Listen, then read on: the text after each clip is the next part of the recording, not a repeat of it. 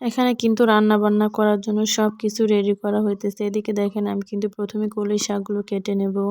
আসলে আমি অত ভালো কলই শাক কাটতে পারি না, তারপরেও মোটামুটি ভালোই পারি। এদিকে কিন্তু সবকিছু কেটে ধুয়ে পরিষ্কার করে রেডি করে নিয়েছি।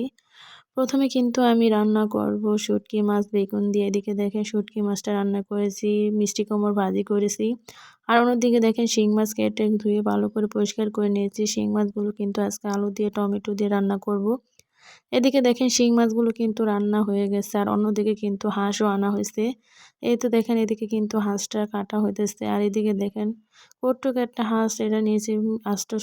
আসলে ঢাকা শহরে কিন্তু হাঁসের দাম অনেক, কিন্তু হাঁসের মাংস অনেকেই পছন্দ করে। আমার কিন্তু তেমন একটা পছন্দ ছিল না, কিন্তু এখন হাঁসের মাংস খেতে, খেতে অভ্যাস হয়ে গেছে। এদিকে দেখেন শিং মাছ রান্নাও কিন্তু হয়ে গেছে।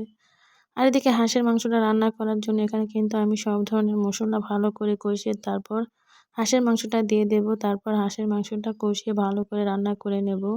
আসলে হাঁসের মাংস রান্না করে কিন্তু ঝাল, ঝাল করে রান্না করতে হয়। তো দেখেন আমার হাঁসের মাংসটা রান্না